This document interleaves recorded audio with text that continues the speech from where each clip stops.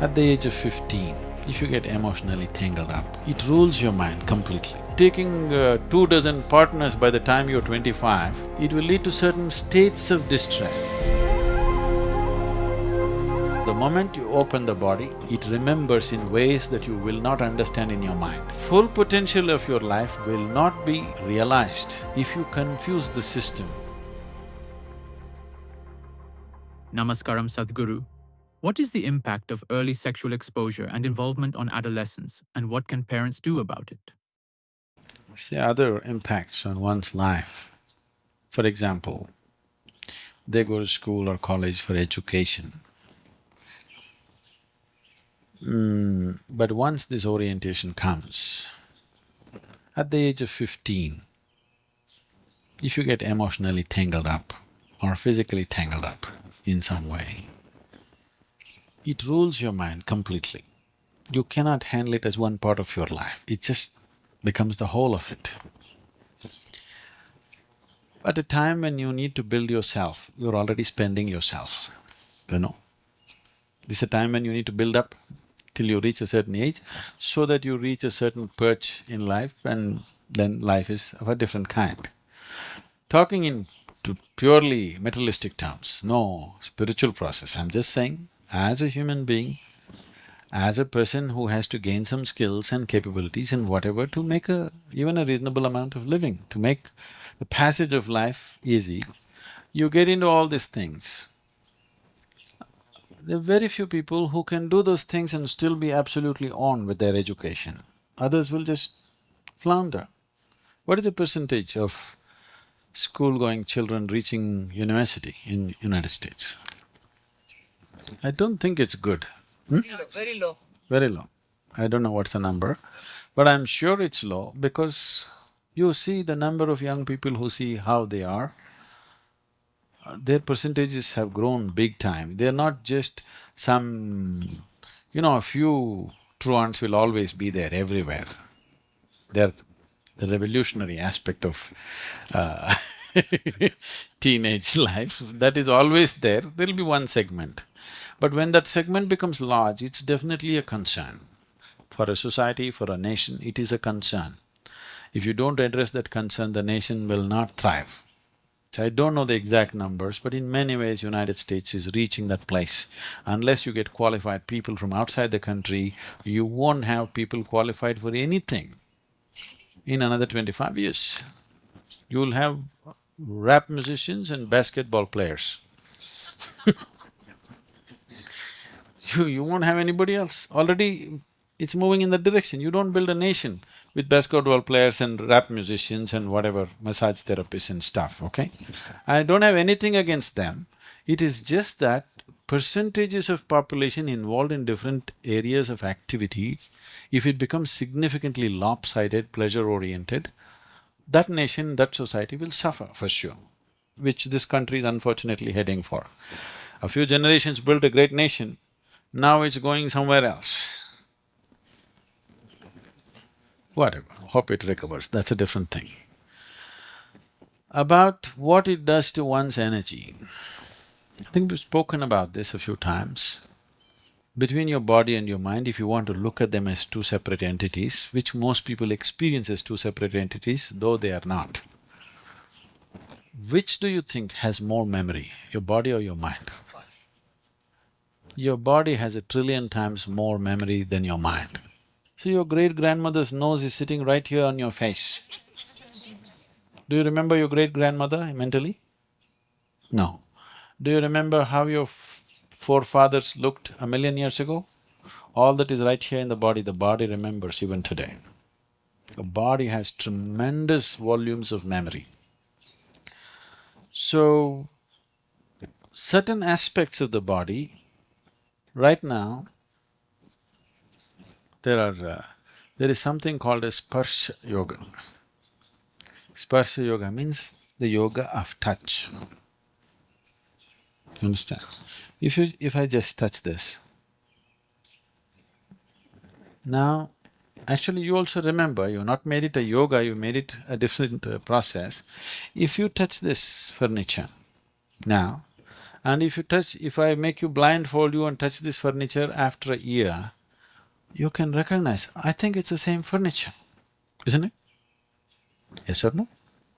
You cannot? Can you or can't you? You can. There's memory of touch. So there's a whole yogic system using the memory of touch. So all they do is go and touch a rock, go and touch a tree. Not loving the tree, please understand, that's an emotional business. Just touching the tree.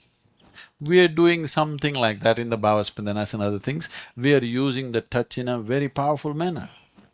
Just touching, just being conscious and remembering the feel of the touch and the energy of the touch, does boom, people blow and cry and roll and hopping around all over the hall.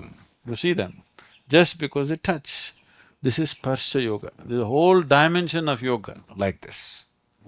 So the body has a tremendous capability to remember, especially if it is become open in a certain way. In a way, to put it very simply, sexuality is a way of opening up your body for something else, for another possibility. So when it is open like this, what it remembers is phenomenally more than when you're just walking on the street.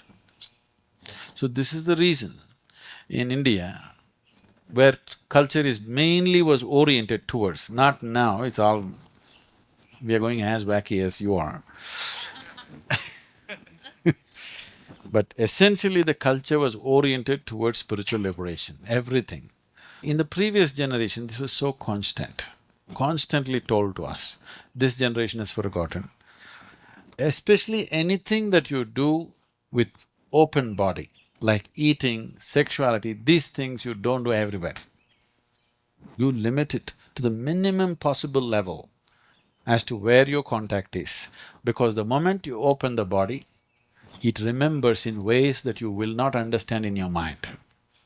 It remembers every aspect of it.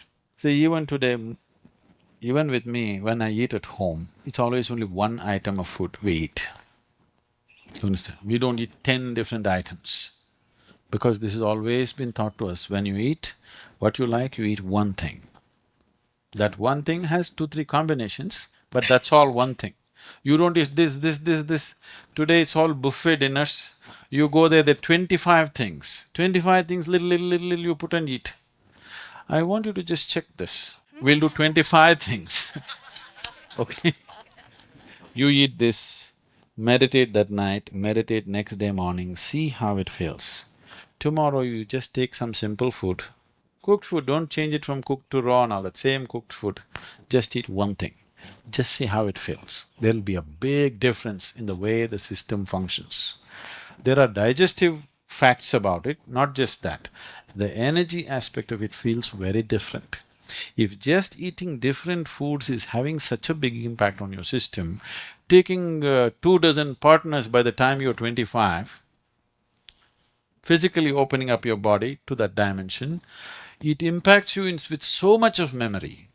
This memory can put you in a place where it's a lot of hard work to work yourself out of this pit.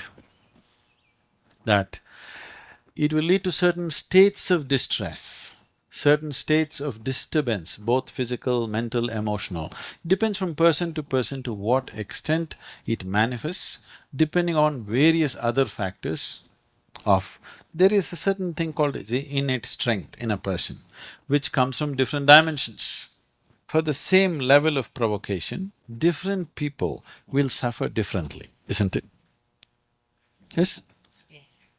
If a mosquito bites, right now if 100 mosquitoes come and bite each one of you will suffer to a different level for the same mosquito bite, isn't it so? This depends on various aspects.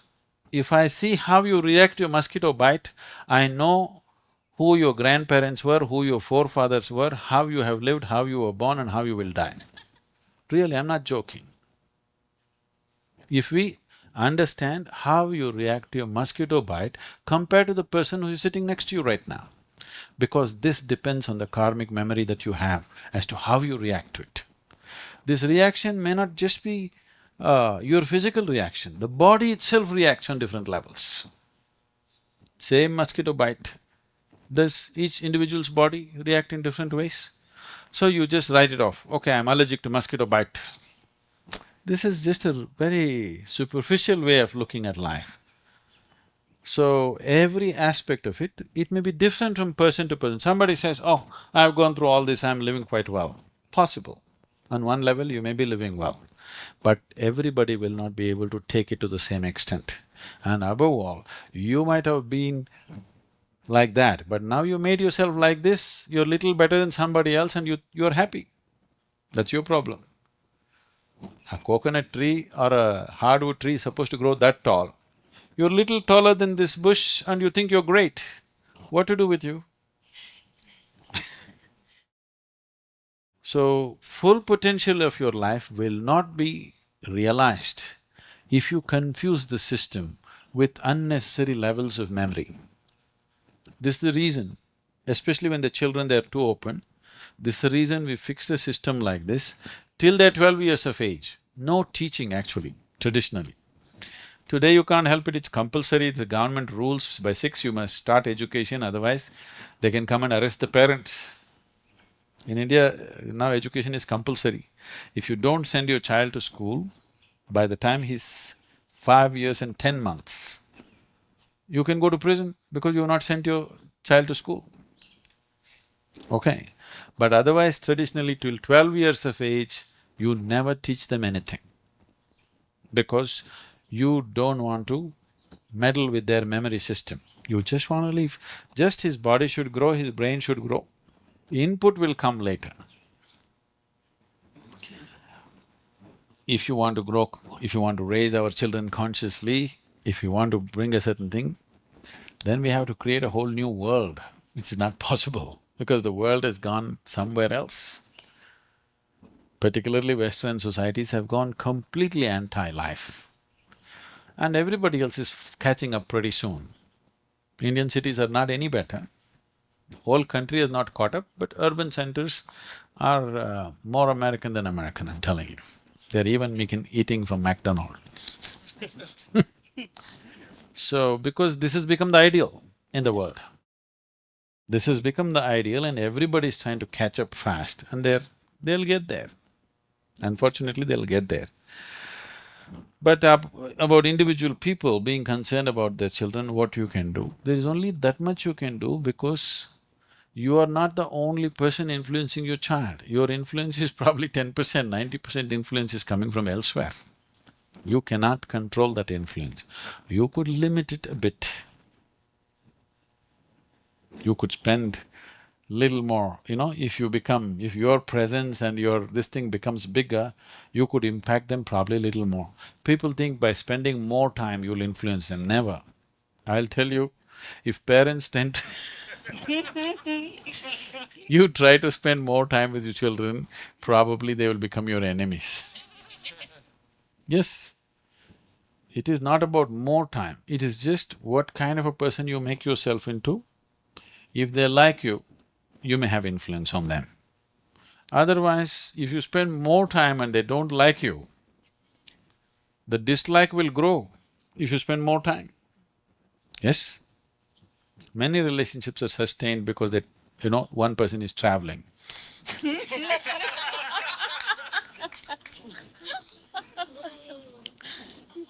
Am I saying bad things? So, more time is not the answer, it's just that you have to enhance who you are, that they're impressed by you. They're impressed by the way you are, then you can have little more influence. Otherwise, they're impressed by their friends around in the street, they will take that influence. So, educational systems and it's not in one place. I was just looking for something. These are little small ads in the internet. I'm looking for a tool, okay? It's just a mechanical tool, something little more than a spanner, okay? But a bikini-clad woman stands like this next to the spanner. I don't know what she's got to do with my damn spanner. She's wearing a bikini, probably by law they don't allow taking off the bikini. Otherwise she'll take off the bikini and stand there, okay? To sell a spanner. What for? Why do you need a naked woman for selling a spanner? In what way does it improve the sales? I don't know. But that's a thing. And it is not just about exposing somebody physically, the whole idea of well-being, it's not today, see, don't think it suddenly happened now. The idea of well-being is, not today, I'm saying if you see the movies from 50s and 60s and whatever, what is the ultimate thing they achieve? A man and woman will hold hands and walk away and lived happily ever after. How they lived, you don't know. They walked away hand in the last scene of the movie, and that is supposed to be the ideal of life. This needs to change, the fundamental thought. Yes, we make relationships, yes, we have all these needs, but this is not the goal of our life. If that aspect does not sink into society in a big way, that's far away, it's not anywhere near achieving that, okay? But nothing wrong in striving for an ideal. It may take 1,000,000 years, but we can bring it into our lives at least. So, this needs to happen in a conscious manner on all things, from selling a spanner to how you conduct yourself in your home and how you are as a person. You yourself are like an explosion of hormones, and then you tell your teenage son and daughter, be like this, be like that, it's not going to work. Because the influence of the culture on an individual human being is too big. Very few people can keep themselves free of that. Very few people. All others are molded by the culture into which they are born. Very few people will set a new culture. All others are a victim of what is around them, isn't it? So it's not a one day's affair or one generation's affair to change it. But nothing wrong in striving for it. We can only strive for it, we can't hope for any big results right now. But in many ways, see, this is everywhere, this is not in one country. Here it just happens with a certain level of directness and crudeness, but it happens everywhere. Because there are natural tendencies of the body which cannot be curbed and which should not be curbed. It just needs to be refined, that's all. We are not talking about curbing the natural tendencies of the body and human requirements, but it needs to be refined, it need not find crude expression in every place that you go, isn't it? So that crude expression, if it's taken off, sexuality will become a part of your life. Right now, your life is a part of sexuality. If it's a small part of your life, there is no problem. But if it's the whole of your life, sickness it is. Whether money or sexuality or whatever, anything which is a part, if it becomes a whole, that is called sickness, isn't it?